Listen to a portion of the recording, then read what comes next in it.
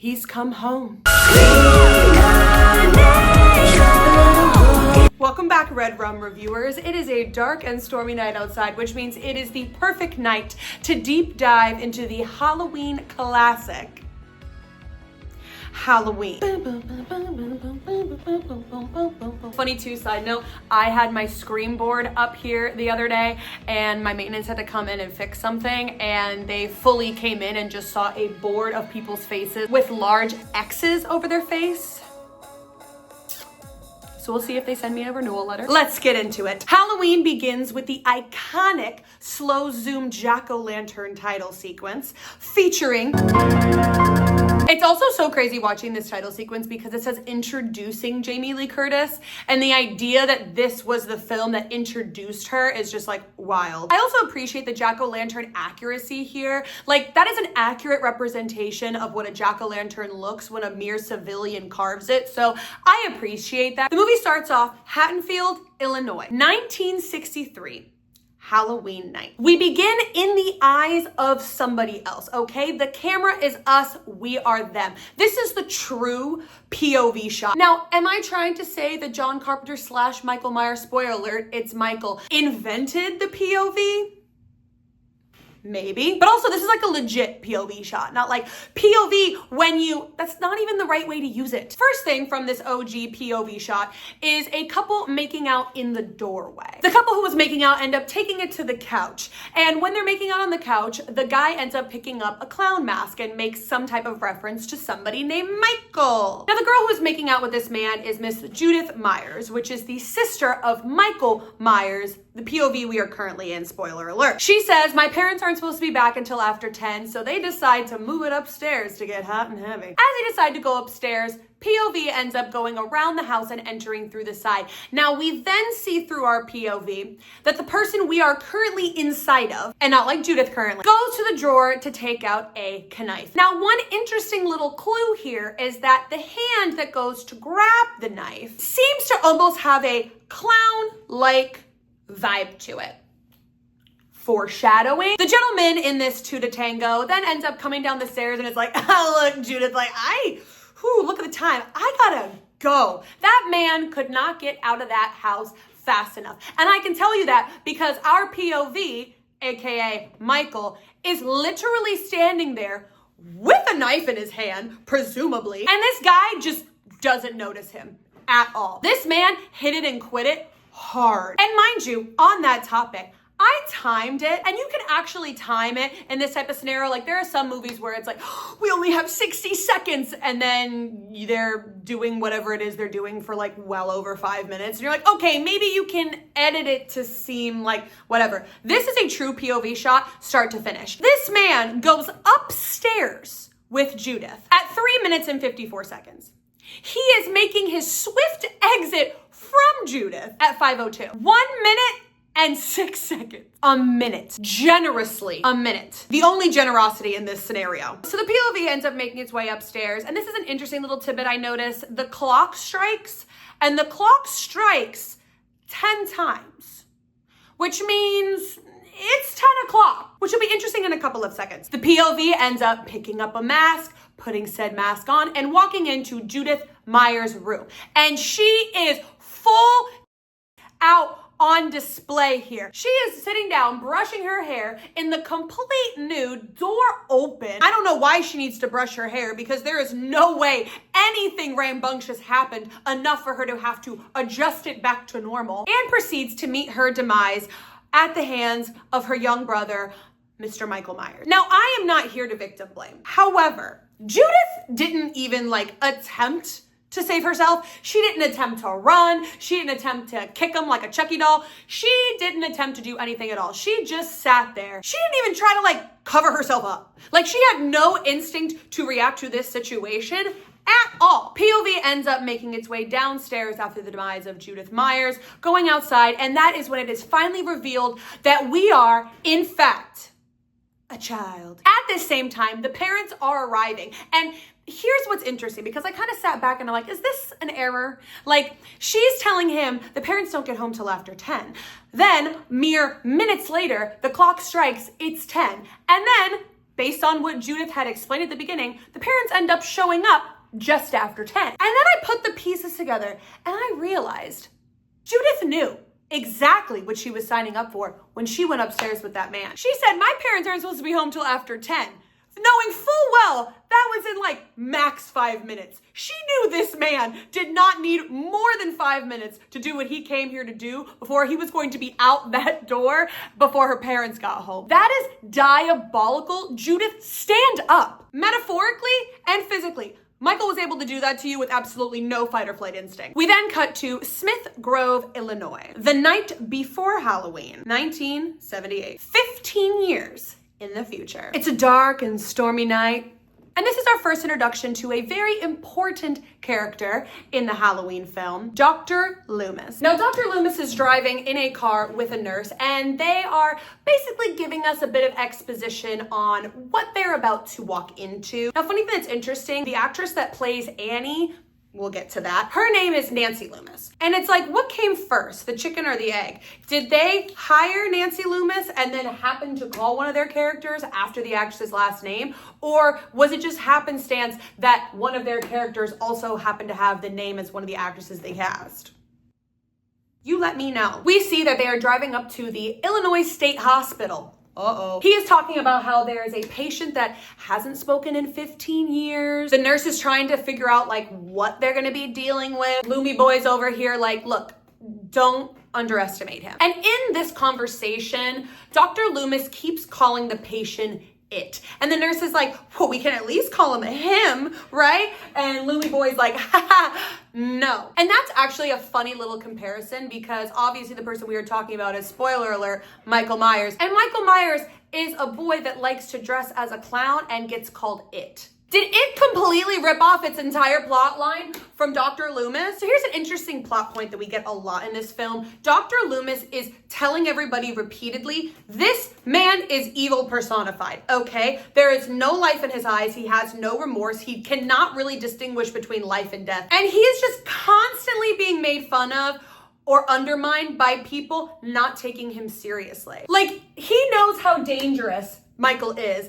yet they're assigning a nurse who has only had experience in minimum security. We're talking about how they basically have to transfer him and like, in order to move him properly, they're going to have to give him a medicine that's literally going to be able to like barely keep him upright. And everybody's still like, you sure? Like, why did you bring this guy in to take care of him for 15 years? Like, if you're not gonna listen to his diagnosis for what is needed to keep evil personified balanced, like, why is he even here? We end up getting a shot of Rabbit in Red matches. That'll come in later because obviously the nurse is smoking a cigarette inside the car. Okay, it's the 70s, duh. When all of a sudden, boom, a bunch of patients walking around in the dark and stormy night. The nurse makes a comment too that cracks up. She's like, I didn't know they let them wander around. Yeah, no. One, they're not gonna let the patients wander around. And two, it's the middle of a dark and stormy night. That's what happens when you bring in somebody that only has experience with minimum security. So they stop, gate wide open. Dr. Loomis gets out of the car to investigate what's happening, and then boom, Michael jumps onto the top of the car. And honestly,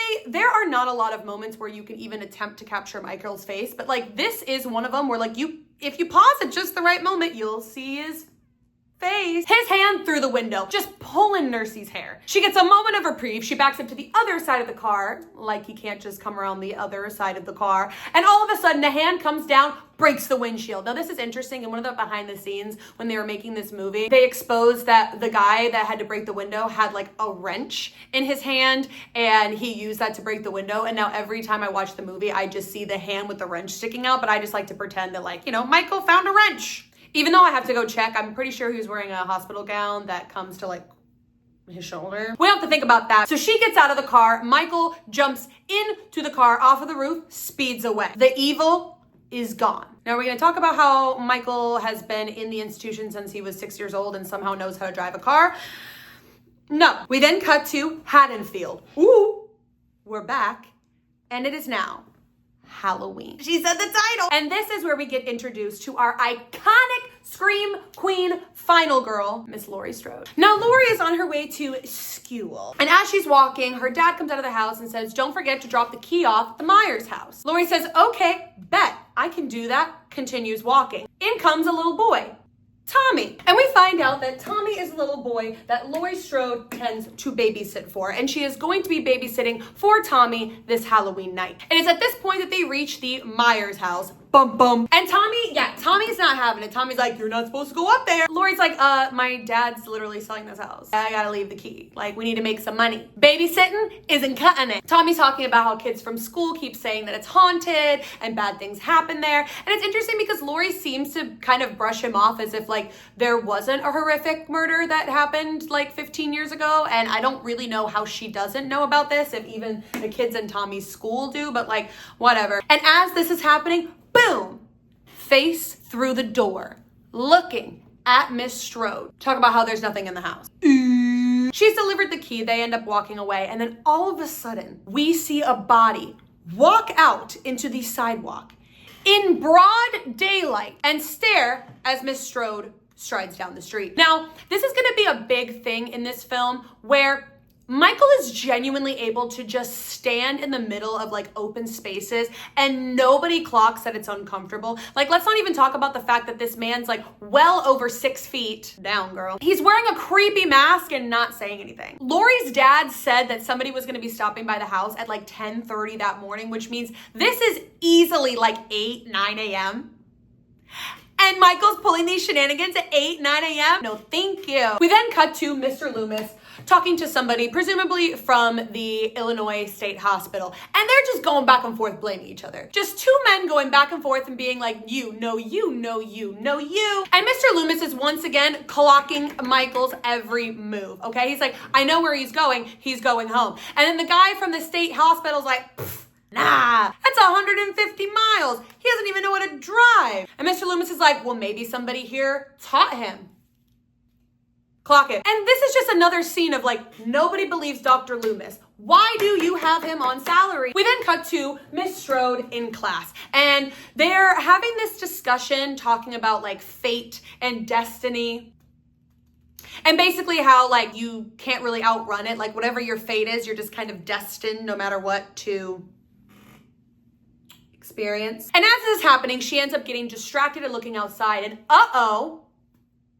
she sees a creepy car parked outside, staring at her. Now, this is interesting because I'm pretty sure this is the first time she clocks the car. So like, it's just a car. But on the flip side, obviously we know this is Michael, spoiler alert. And it's weird because I know that he followed Laurie, but like, how would he know that at that point she was in that class, at that window in order to like, I'm assuming this is just like an assumption shot, like she clocked that the car was there, but it's not necessarily Michael clocking her. Anyway, she turns to talk to the teacher, answers the question, turns back, car's gone. We then cut to Tommy's school, and he is running out of the school with the great pumpkin Charlie Brown. Where did he get this pumpkin? He ends up running up, getting quartered by a bunch of meanies, bunch of mean boys, talking about how the boogeyman's gonna come and get him. Now, it's also ironic though, even though these are meanie boys and they end up making him trip and fall and smash onto his pumpkin, aka the smashing pumpkins were born, they weren't wrong about what they taunted him for. Because presumably those are the same kids that told him about the Meyer house, and they're right about that. And then they started talking about the boogeyman. So they were kind of like oracles in that sense. Like they were literally predicting the fate, call that one back, of what Tommy was going to be experiencing later that night. Would he have been on high alert for Michael if he hadn't been exposed to the term boogeyman and that the fact that the boogeyman was gonna be coming from tonight?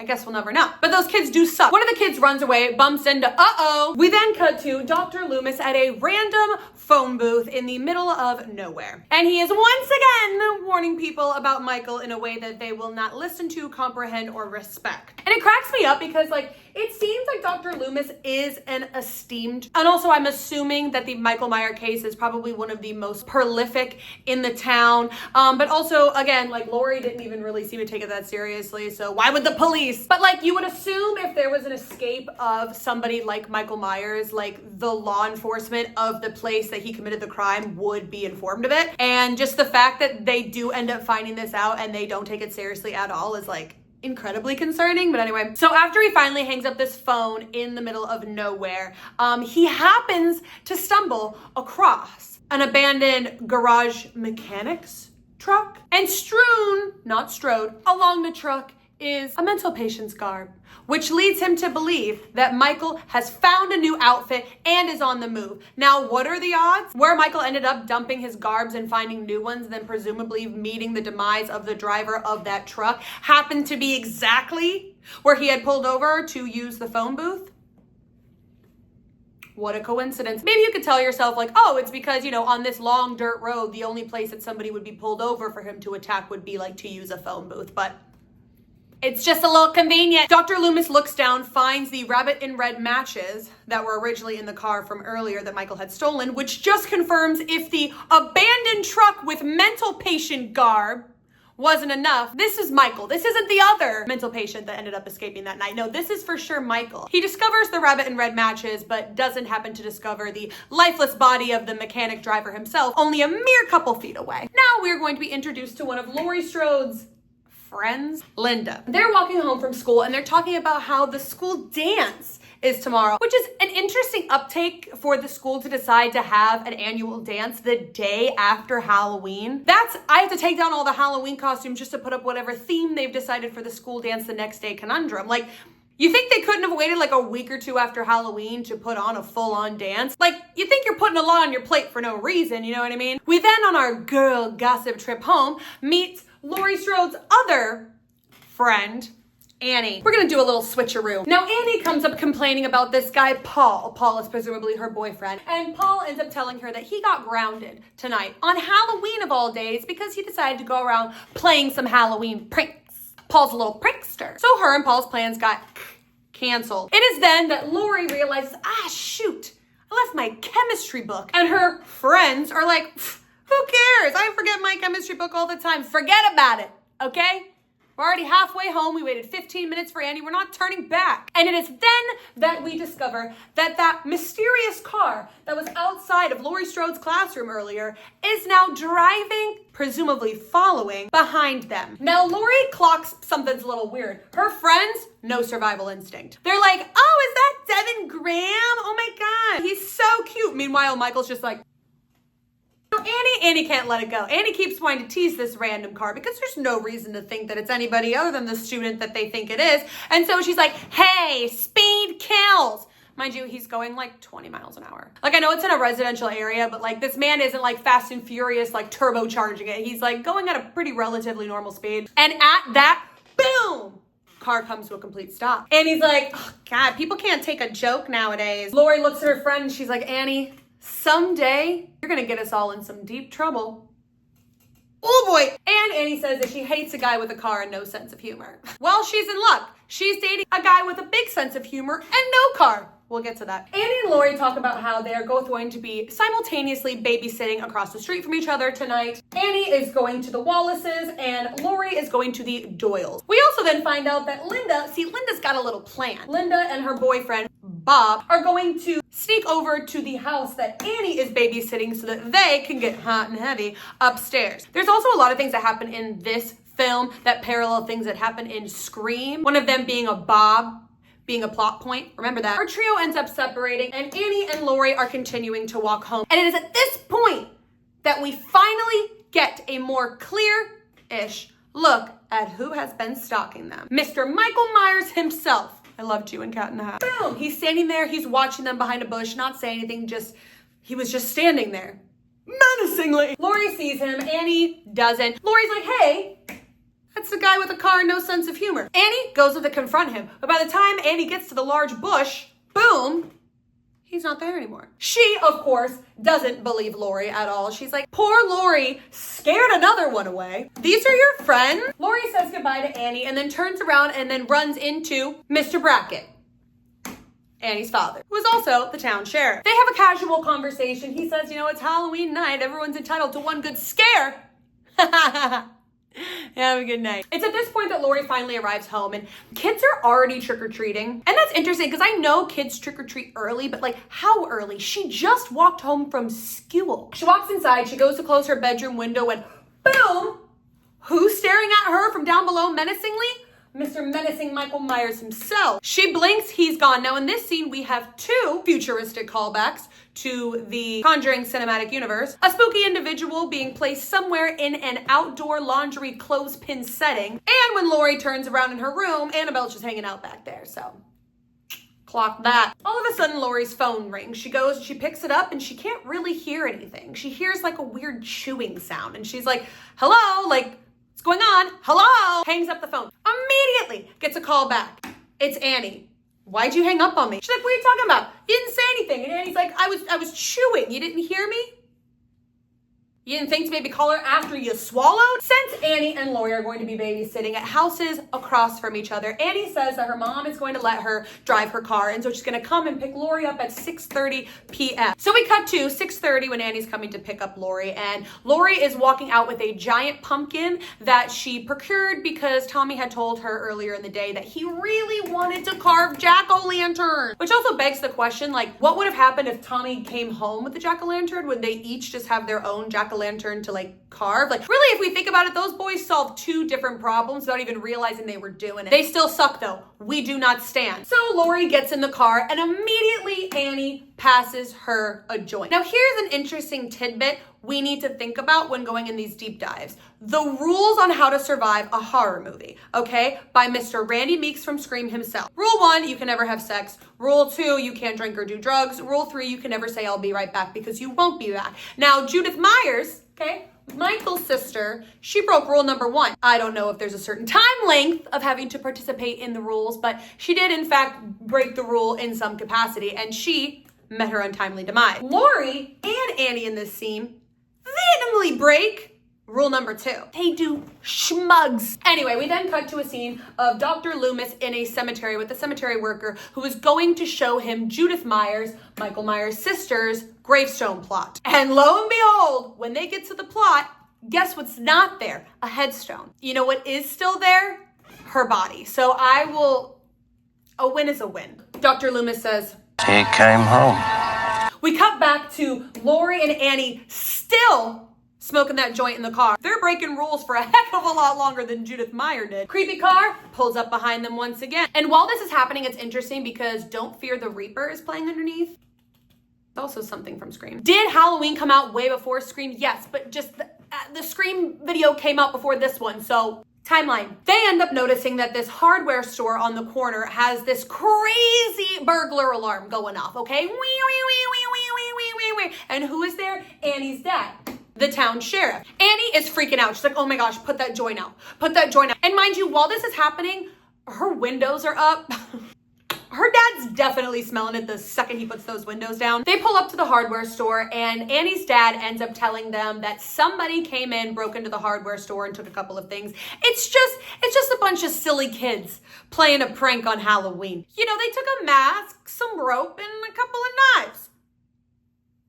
They're Christian Grey. Now, this is also an interesting point of contention when it comes to timelines. Michael has had this creepy mask on the entirety of stalking Laurie and her friends, which also means he had to have gone into the store hours and hours and hours ago. But like, the alarm was still going on when the sheriff was at the scene. So like, how long did it go unreported after Michael broke into the store? That store's alarm had to have been going off for hours. Also, it's interesting because he took a mask, rope, and knives. I get the mask and the knives, but what about the rope? All of a sudden, Dr. Loomis, he shows up to the scene of the crime. He's basically talking to the sheriff being like, look, I got something to tell you. They're like, yeah. No, okay, just 1 second. Who's in the background? Michael. And the funny thing about the scene is Michael is at this like, intersection. You just see him like responsibly look both ways. Somebody in that facility took him through the permit driver's test. I'm telling you. Then, right when Dr. Loomis turns away, the car comes behind him, and like two lost lovers at sea, they part ways. We cut back to Laurie and Annie in the car, and Laurie's freaking out, okay? She's a good girl.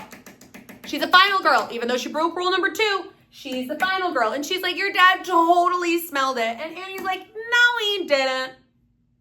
They're talking about the dance the next day, and Laurie makes a little comment like, You know, I wouldn't mind if Ben Tramer asked me. Ooh. Annie knows exactly who that is. She's like, Lori, you sly dog. You do got that dog in you. At this point, the girls still being followed by that random car down a residential side street. They finally pull up to their babysitting destinations. Annie goes to the left. Lori goes to the right. Now, that is how I'm going to be describing these homes. I'm going to be calling them Annie's house and Lori's house. Now, mind you, when we're going to be thinking about time frame, when they were in the car, it was dusk, but it was daylight. By the time they get to this neighborhood, it is pitch black outside. So presumably, where Lori and Annie live is a far distance from where they babysit. Keep that in mind. So obviously, Michael pulls up right behind them. And instead of going to Lori's house, he beelines it to Annie's. Now, at this point, Annie is being met by the parents who don't know the debauchery that's about to go on in their home. And while this is happening, Michael's just standing behind a tree. Like, not even attempting to really hide himself like he does, and then he just kind of peeks out like, my man, just stand. At this point, nobody's been able to see you in broad daylight at 9 a.m., So what's to stop them from doing it at nighttime on Halloween? The sheriff and Dr. Loomis are now at the Myers house. Now, clearly nobody has lived there since the tragic events of this Halloween night. They go inside, they start to investigate, and they make a comment of, is that a dog? And they go over and they presumably see something on the ground that leads them to believe that something was consumed that was concerning. Dr. Loomis says he got hungry. Hungry for what? And the sheriff is like, no, it was probably a skunk. A man wouldn't do that. Oh, a man would. That's one thing though about Michael Myers. There is nothing off limits for him. Like, he really is one of those killers that just anything's fair game. They end up walking upstairs to the room where the tragic event happened, Judith Myers' room. Dr. Loomis is starting to explain to him that this is where it happened. All of a sudden, boom!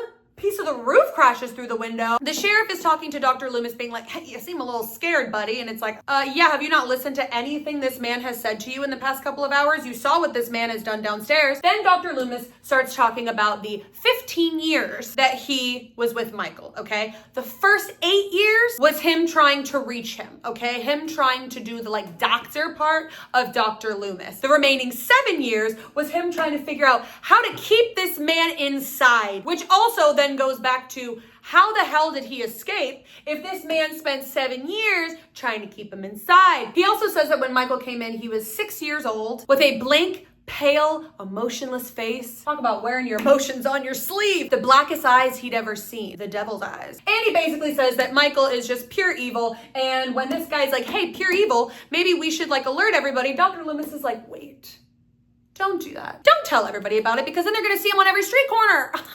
They're gonna think everybody's Michael. No, let's keep it inside. Now, that's also where I start to see some flaws in Dr. Loomis because you know what that would have helped? Michael standing behind a random tree looking at that family as they were about to leave. You know what that would have helped? Michael on any broad daylight street corner that this man has just been creepily standing and staring at all day. We then cut to Lori and she is reading a story to Tommy and Tommy's like, you know what? I have a question. What's the boogeyman? All of a sudden, phone rings. Ring, ring, ring. It's Annie. Annie's talking about how she's making popcorn. Scream Cinematic Universe callback. As this phone call is going on, the dog is barking crazy at something. Annie, she's like, oh, this dog just doesn't like me. Mind you, this dog is going full rabbit mode on like the window outside. But you know what? This is a small town. Nobody really seems to know about what happened 15 years earlier on this same night. So they're like, oh, this dog is probably just being a dog, okay? Oh, so annoying. Lindsay, can you get this dog out of here? That's when we're introduced to Lindsay. Now, I'd like to say that Lindsay is the unbothered queen of the Halloween movie. Lindsay could not be bothered for literally anything that's happening. And this is where Annie ends up telling Lori, guess who you're going to the dance with? Ben Tramer. He got so excited when I went behind your back and told him that you liked him, even though you explicitly told me not to. Lori freaking out. Lori's like, are you kidding me? No, please tell me you're joking. No. And it's like, I also get that Lori is like a bit of an introvert and she's shy, but like, she literally said this was like the number one thing she wanted. Like, do I think it was right for Annie to go behind her back and tell the guy, like, in case, you know, he didn't respond exactly how Lori wanted? Yeah, like, she shouldn't have done that. But also, like, Lori got literally exactly what she told Annie she wanted, and she's just freaking out about it. While this is happening, Tommy decides he's gonna look outside. And who does he see? The boogeyman standing outside of Annie's house. Annie, oops, she's clumsy. She spills all over herself. And what does she do to remedy the fact that she just spilled all over herself? She completely strips everything off of her naked in this random family's kitchen. By a window? How do I know it's by a window? Yeah, you guess it, because Michael's there looking through it. She then obviously needs to put something on because she has done a full Demi Moore striptease in the middle of this kitchen while she's babysitting this young child. And so she presumably goes over to the hamper and pulls out a dirty shirt to put on over her. Okay. It's at this point that Michael makes like a crashing sound outside. Annie doesn't care. And at this point, the dog makes his way outside. And the dog comes up to Michael. And unfortunately, that is when the dog meets its untimely demise. Now, that's what I mean by like, Michael does not care.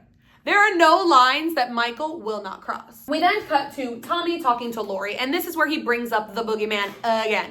And Lori's like, dude, Richie was just trying to scare you, dude, okay? I know it's Halloween and like it's very like on brand, but like, can we talk about something else? And he's like, no, but I saw the boogeyman. I just saw the boogeyman outside. Lori doesn't believe him. It's just like, oh, stop. There's no boogeyman. He's not there. Mind you, this is the same Lori who has been seeing a boogeyman outside all day. And there's not even one little part of her that's like, yeah, the boogeyman isn't real, but how about the man that's been stalking me all day? You saw somebody outside? It's just a little bit hypocritical because like literally Lori was telling Annie that she was seeing something. Annie didn't believe her. And now all of a sudden, Lori's becoming the hero so long that she's literally becoming the villain. They go to make a jack-o'-lantern. Annie then goes to the laundry room to take care of business. And the laundry room is like a separate little like shed separate from the house, right? So she's not in the house anymore. We have made outside contact. Michael, you guessed it, right there. Now she's like hearing a bunch of different bumps, like the door ends up closing, which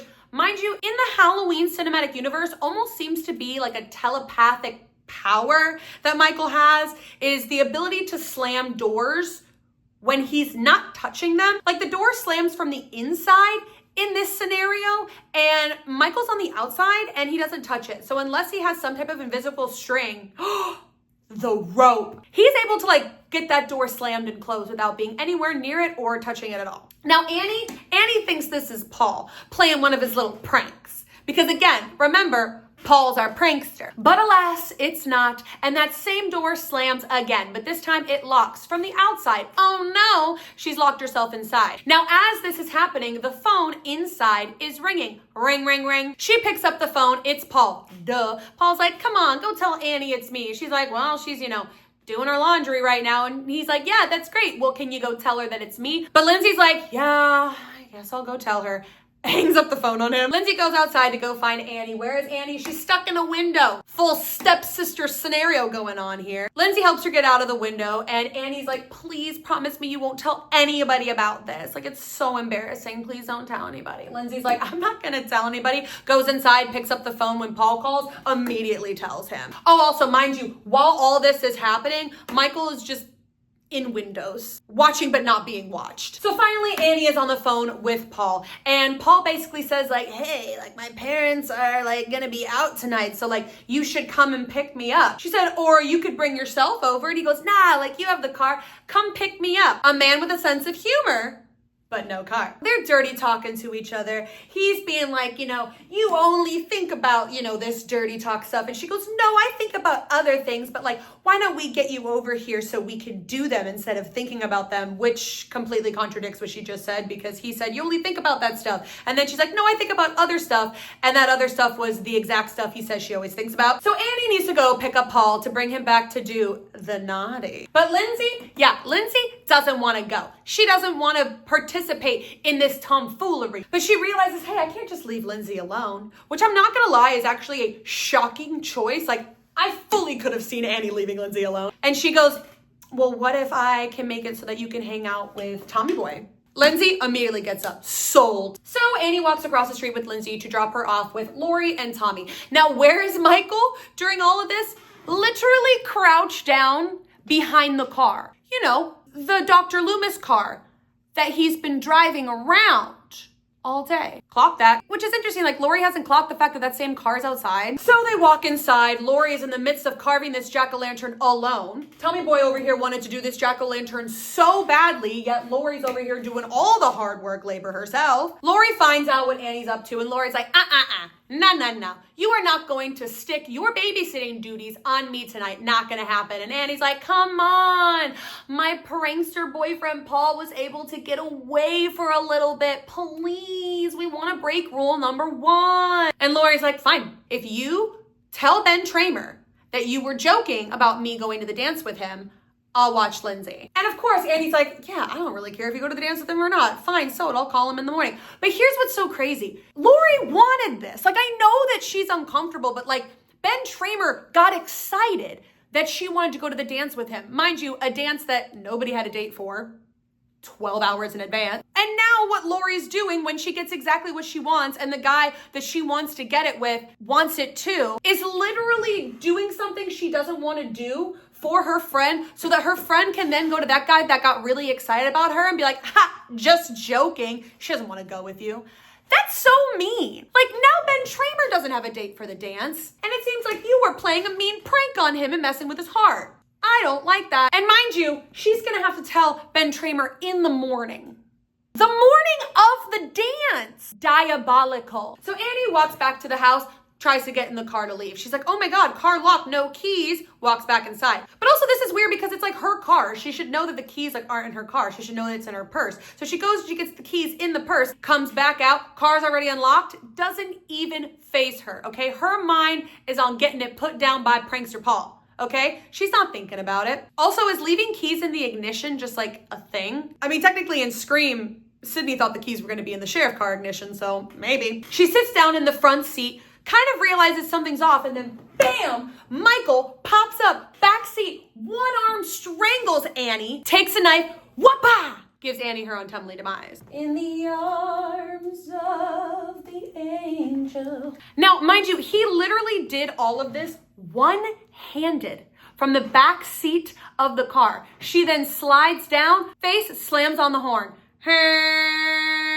Nobody hears it. We then cut back to Lori's house, and Tommy is hiding behind a curtain trying to scare poor Lindsay. When he's hiding behind the curtain, he decides to turn around, maybe see if he can see the boogeyman. Uh-oh, he sees boogeyman carrying Annie's body from the garage back into the house. He starts freaking out. Boogeyman's outside. Boogeyman's outside. Lori's like, you better stop it. You're scaring Lindsay. He's like, boogeyman's outside. Nobody ever believes me. Lindsay's like, I believe you. End game. And again, this is one of those things where it's like, I get that younger kids have like active imaginations. It's Halloween. They're watching horror movies, etc.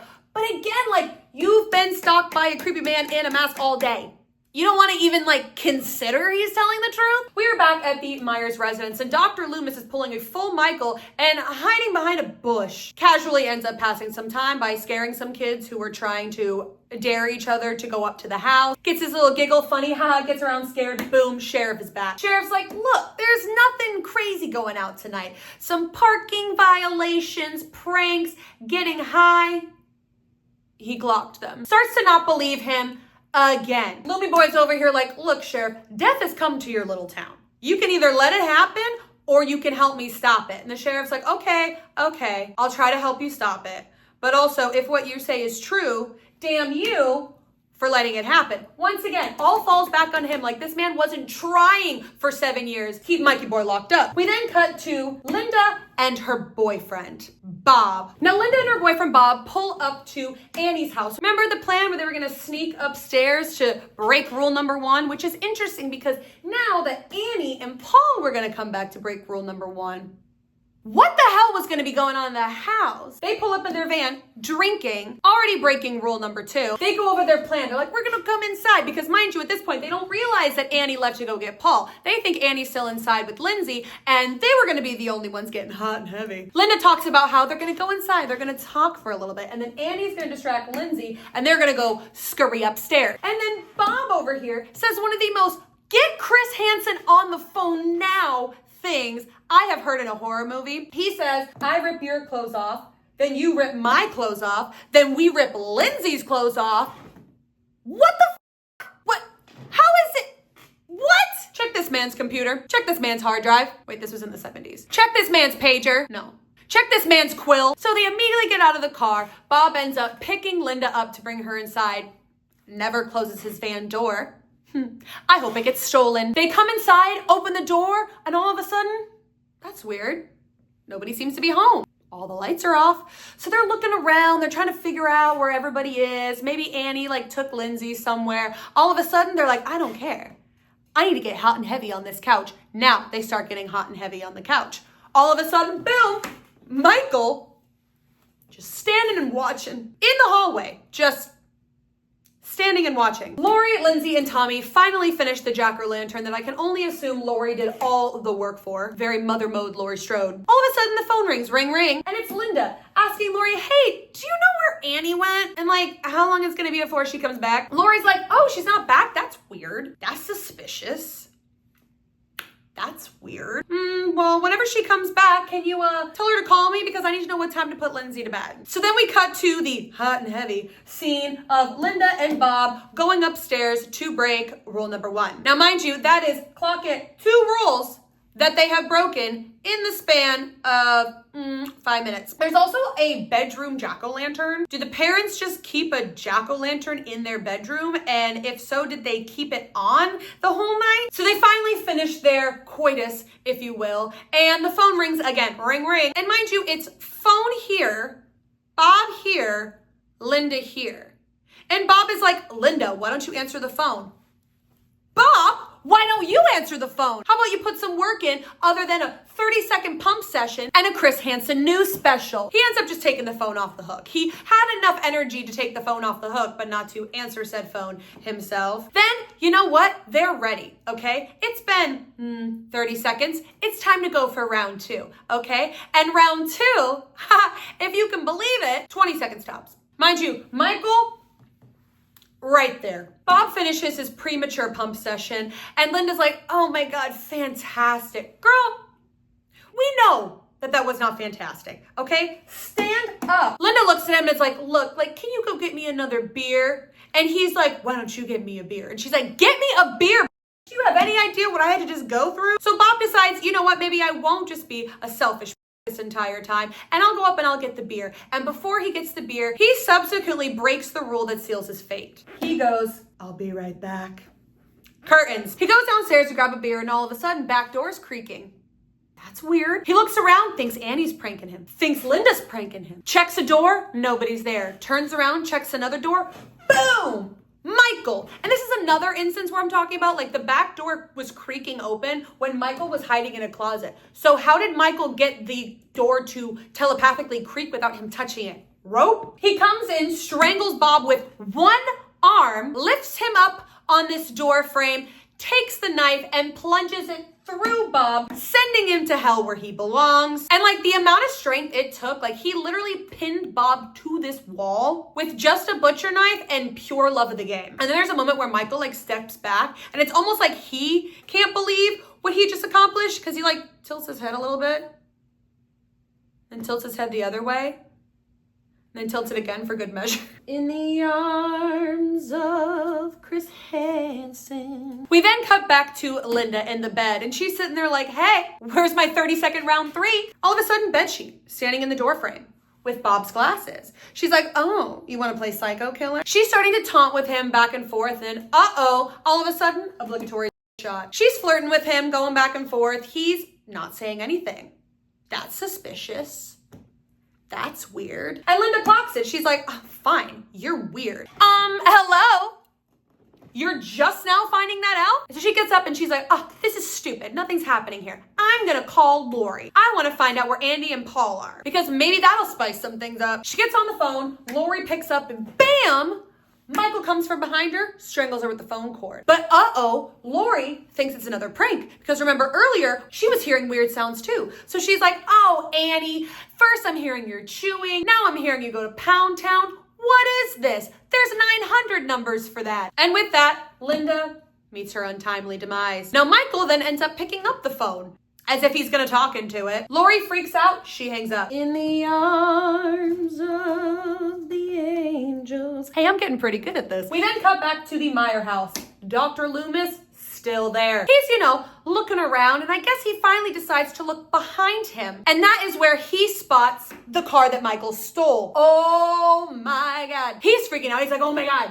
He is here. I was right. And this is one timeline I'm going to have to go back and look at because I am confusion. Because one, that means that Dr. Loomis was so preoccupied at looking at Michael's house that he never once thought to turn around. Because it didn't really take a lot for him to finally spot this car, right? And I'm also a little bit confused because the car was in front of the Myers house, which we have established is at least a good drive away, because it was daylight when they left Annie and Lori's house, and it was nightfall by the time they reached the neighborhood of the babysitting kids. Did Michael somehow have time after stalking them to go bring the car all the way back to, how did he get back to that house? Did he walk? Which leads me to believe that he parked this car down the road, which means that the babysitting house was only down the road from their house and the Myers house. Scream had a time issue. Halloween has a distance issue. But I digress. That means that his car had to have been near where they were this whole time, which then is going to become very relevant when the subsequent screams happen later and nobody seems to notice. So now I'm just going to assume that he parked his car 3 blocks down, which is what Dr. Loomis said, but also if it was 3 blocks down, why were they driving Annie's car? I don't know. Anyway, Lori realizes something's up. My spidey senses are finally tingling. Maybe I should go see what's going on in the Annie household. So she ends up getting up, she walks over. Front door locked. Uh-oh. So she decides to go around, lay back. She goes in through the kitchen. Doesn't seem to see anything weird happening on the door to her right. She's calling for people. Nobody's answering. Again, weird. So she still thinks it's a prank. Guys, this isn't funny. You should really stop now.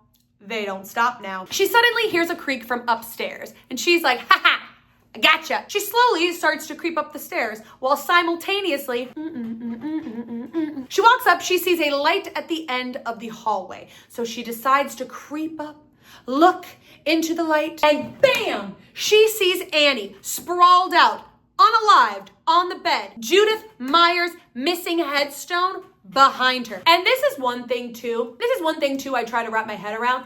How did Michael move this headstone? Because it was a pretty big freaking headstone. So I'm assuming he was just driving around with the headstone somewhere in the car all day. But then he had to lug the headstone inside because, again, clearly he moved his car somewhere else. So he had to lug the headstone inside, and then he was just keeping the headstone hidden the whole time.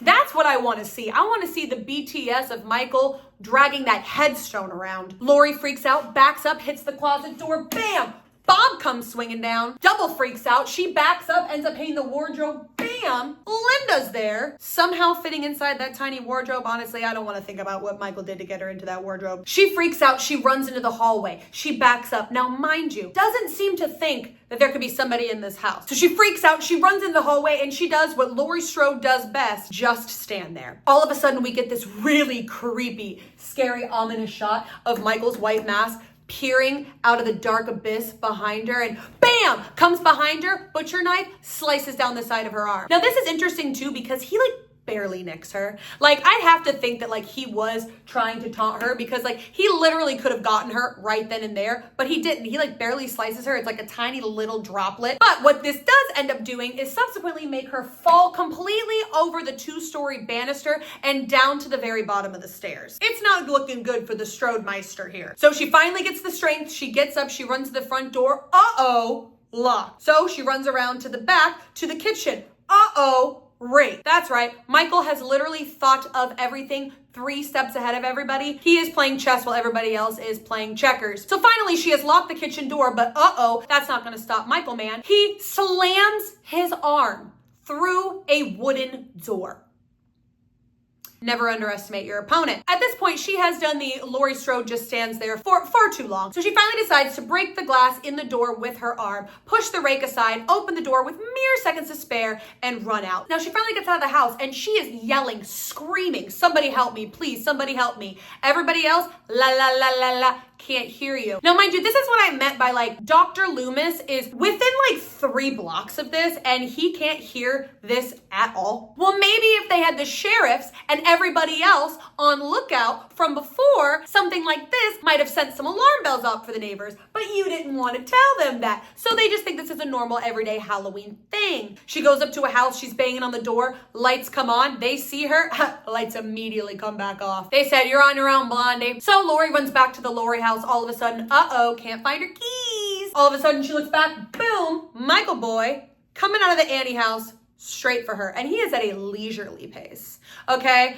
For somebody who was speeding down a residential side street earlier, he seems to be taking his damn sweet time right now. So finally, Lori's like, I gotta get this door open. The boogeyman's real. So she's like, oh my God, the boogeyman's real. Tommy, let me in. Tommy, let me in. She is screaming at Tommy. Enough, mind you, for Tommy to hear her from inside the bedroom, which means presumably everybody around her could also hear her, but I digress. Tommy's like, what?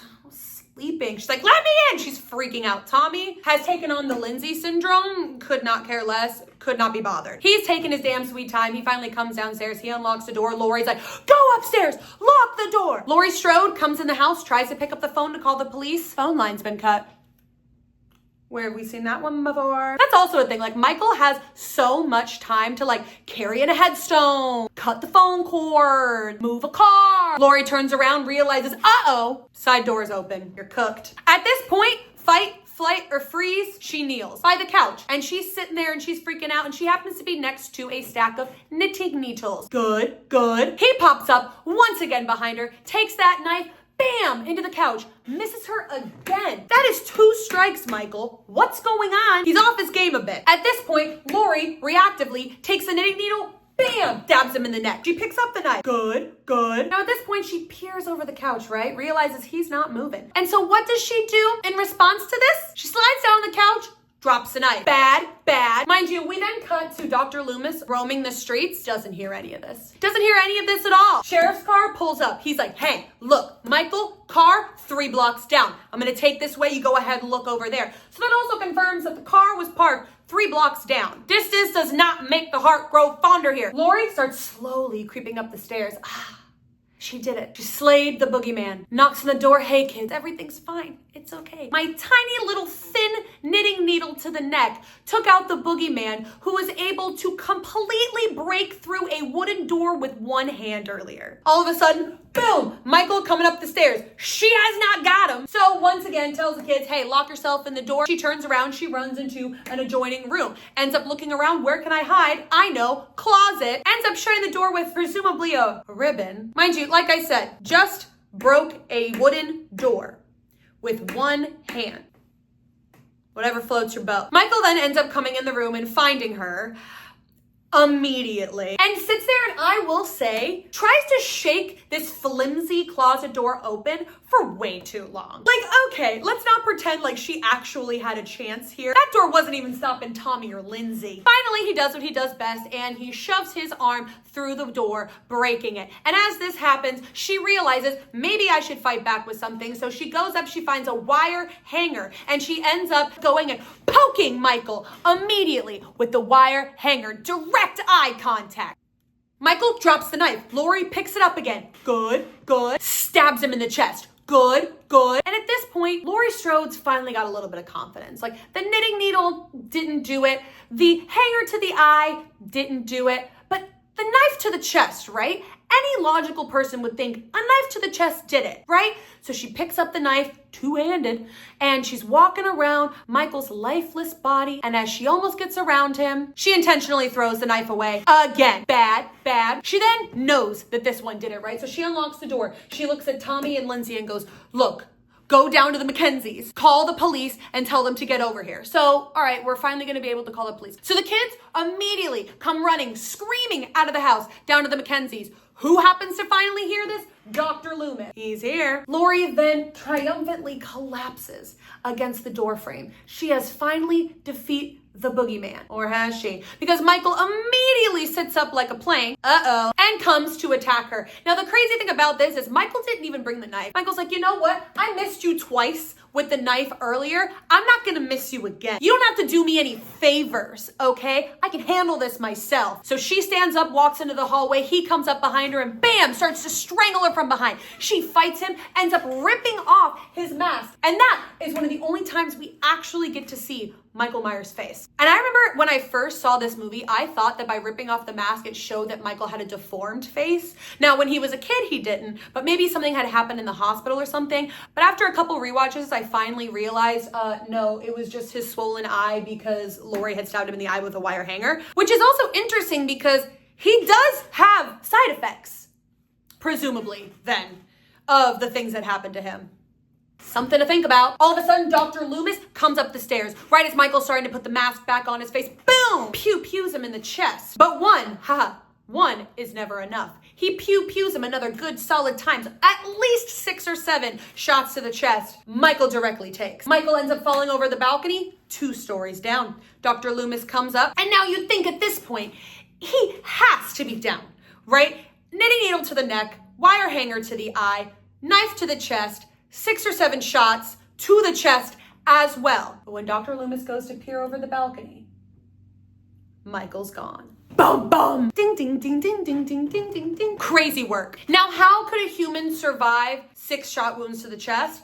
I don't know. Now, the sheriff said that he took rope and a mask and a couple of knives. Maybe he took a bulletproof vest too? I don't know. Maybe the reason he walks around stiff as a board is because he actually has boards taped to him. That's why he can't walk faster than 5 miles an hour. I don't know. But alas, Lori sees the expression on Dr. Loomis's face and realizes it's not over. It's never over. Now, there is a very interesting thing in the end where it just takes like shots of different parts of the house to be like ominous. But I also noticed that one of the shots is of the living room. And in that shot, the knife is still on the ground, which either means it's a continuity error because obviously Michael took the knife after Lori dropped it when he like came upstairs to come get her. Or maybe that's a callback to the multiple knives he stole from the hardware store earlier, and he's just walking around covered in boards and multiple knives. But we see all of these different clips. We hear the ominous, spooky breathing of one Mr. Michael Myers himself, and we cut to black. And that is Halloween. Thank you so much for watching this deep dive, and I cannot wait to see you for the next spooky Redrum reviews. Stay spooky.